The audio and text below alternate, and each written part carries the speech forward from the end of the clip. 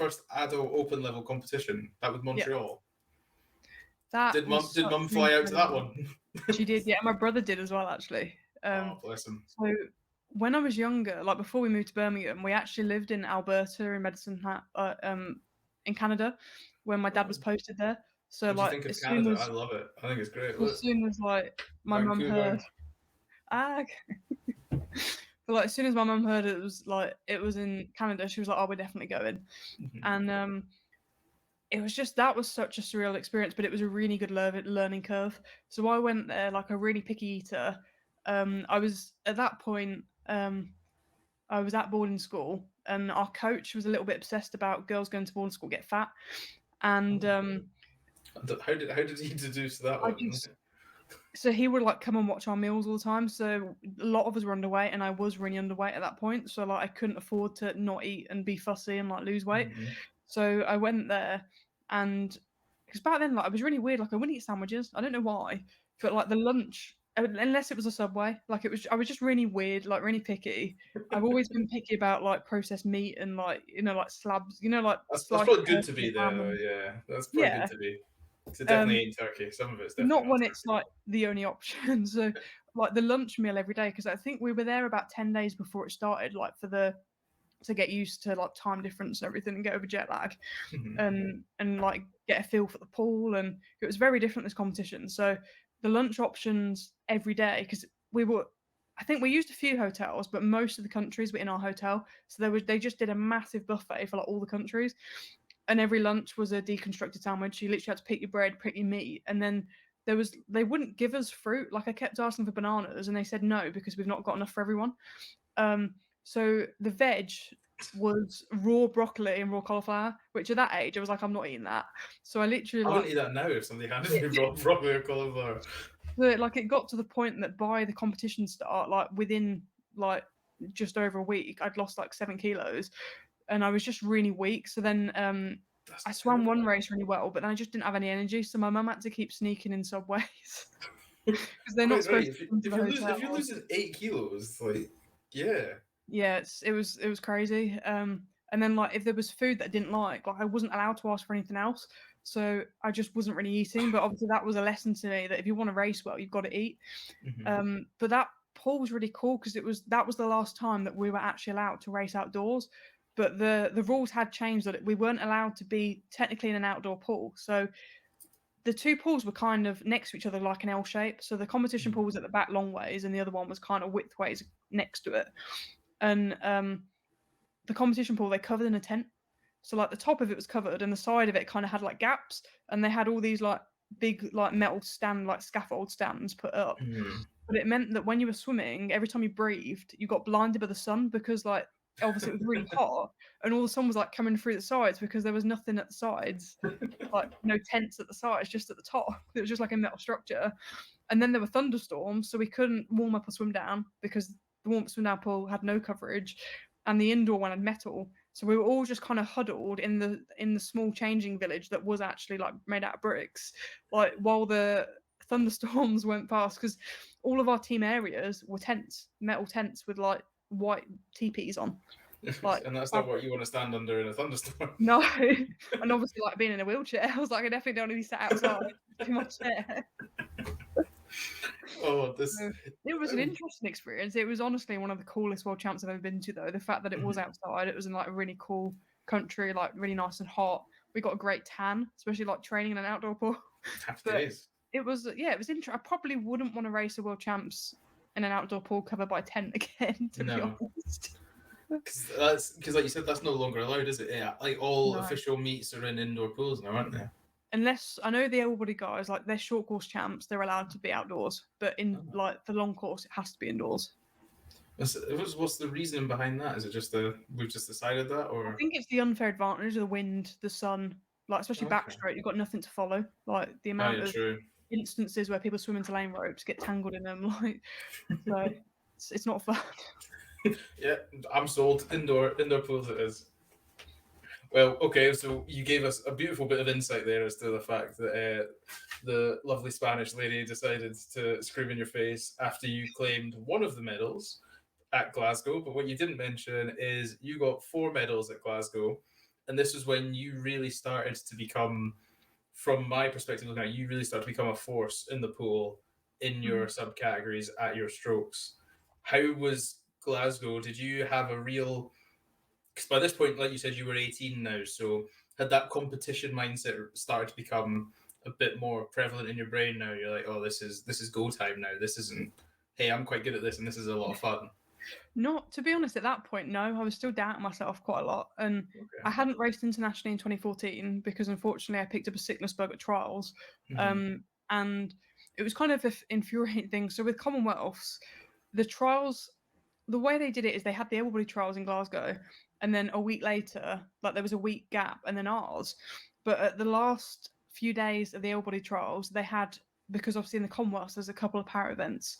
Hmm. They had the trials for Commonwealths, the para swimmers. So I swam the 200 IM, and I would have had to do like I think something like a 6 second PB over 200 meters to qualify. So I knew I wasn't going to, but it was like a chance to kind of pre-race before racing, but also just to see what would happen. So I wasn't expecting to qualify. Hmm. But I swam and I actually did really well. I did a 4 second PB, but obviously still didn't qualify. But I wasn't upset because I wasn't expecting to, and I was still young at that age, and like I just didn't really. I knew it wasn't going to happen, so I wasn't that bothered. Hmm. But unfortunately, in that week gap, I got really ill, and even though I'd swam at the same pool because it was a different competition, they wouldn't accept it as a medical appeal. What? So I did try and swim through it, but I swam really bad, so I basically didn't get to swim internationally that year. So the next year, I was like pretty nervous. I didn't actually qualify for 2015 Worlds. I was picked for a relay. Um, so I was feeling pretty like, oh, like I don't know if I should be here. Like, oh, like I don't know what's going to happen. Obviously, I'd swam really well the month before at the pool in Glasgow, at the Scottish Championships, where I'd broke the record on the fly, the European record. And I'd recently moved to Manchester for the National Performance Centre, and I was working under Graham Smith, and that was kind of for me the start of a great relationship with him.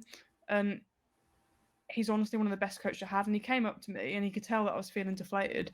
And he just said, like, because some of the athletes, I had so many individual races. I had 5 individuals and 2 relays. And obviously, for all of them, you've got heats and a finals. And Hmm. some of them are on the same day. So it's a lot of races to fit into 10 days. And I also had a shoulder injury. So it was some of the athletes that were for the relay, obviously, like, we always want to win the relays. And we generally always do win the higher classification relays, 34 points. Um, and some of the athletes were saying, well, maybe you should pull out of this race because it's on the same day as the relay and we want you to win the relay. And I obviously was not having any of it. I was like, hang on, you can't tell me that I have to withdraw out of my individuals because you're not going to do that. Yeah. So I was like, it's a bit contradictory. But like, obviously, I went to my coach and he was like, he said to me, Graham knows me better than I know myself, and he was always Right. giving me advice, always knew what I needed. And he was the first coach that actually just knew what to say.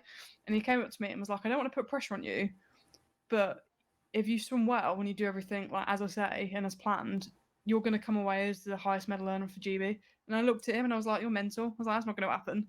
And it happened. And like I swam really well. Like his pep talks really helped. I kind of started to ignore everyone else and was like, you know what, I'm just going to go and enjoy it.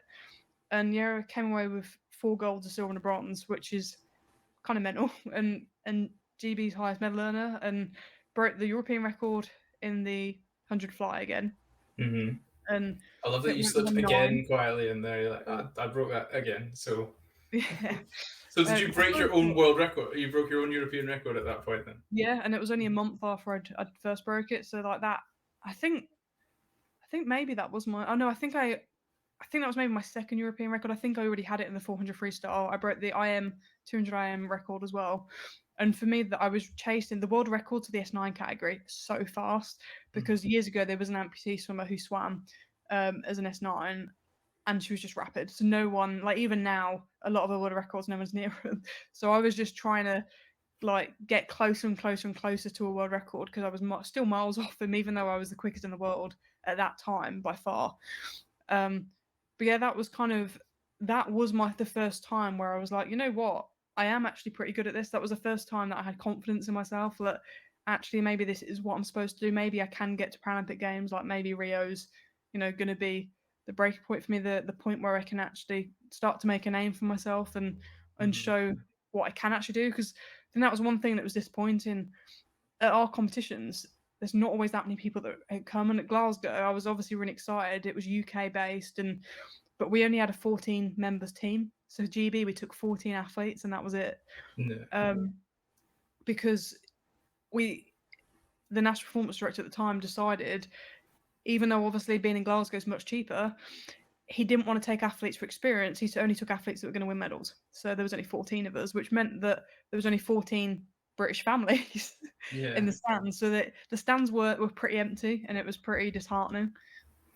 Yeah. Did you, when that's going on, did you? I know, like you said, you're very busy in the pool. You've got to cram in all these. Best part of what was that? 7 medals in 10 days. You won 4 golds, 2 silver, 1 bronze. Yeah. 7. Yeah. Math isn't my strong point. Like you said, when there's only 14 of you, does that put like a real emphasis on like the togetherness and the team of it? Like, do you find you really come together because you knew there was so little of you there?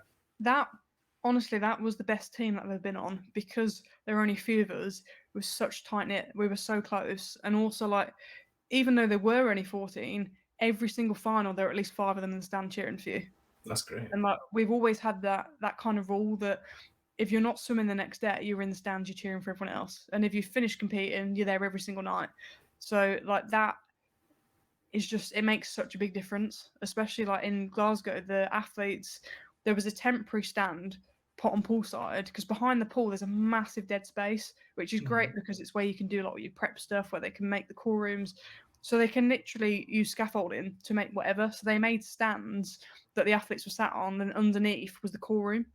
But it meant that they were literally on poolside, so you could hear them shouting at you. They were literally like a few meters behind you, behind the block. That's great. I love that. That was honestly, and then when you got out the pool, you had to walk past them to get to the media. So like, you got to see them like as you came out. So it was really nice. Oh, I love it. I love it when teams go that, because what I traditionally, and I think a lot of people might associate as maybe an individual sport rather than a team sport of swimming, because what people obviously say, excluding the medleys, when you've got groups of people diving in over each other, we just see the one person. I think the best example for my listeners might be when a lot of people saw Michael Phelps, they didn't think Michael Phelps was Team USA. You kind of just knew Michael Phelps as Michael Phelps, who happened to represent the USA. Yeah. But like, there is a big team camaraderie to it, and like you say, you're training at Sheffield Pool. You're part of the Walsall Swim Club. You are part of the Manchester City Swim Club. You're not Manchester City the football team, but City of Manchester football club. Yeah, they're part of a team. You're always part of a team, and there is that togetherness, and there is that want for everyone around you to do well, which I think is great. And then obviously a few Spanish people go and ruin a few things every now and again, but they're by the by. But hey, thank you for listening to this Clips episode on YouTube. And then if you want to hear the whole podcast, you can find them on Apple or Spotify, as well as the full video version on this YouTube channel, alongside all the other great content we produce on a weekly basis. Thank you so much for listening, and I hope to see you again on another Clips episode or in the full episode podcast. Tweet us, tag us, let us know what you thought. All the links are down in the description. It means the world that you guys come and support us, so thank you very much.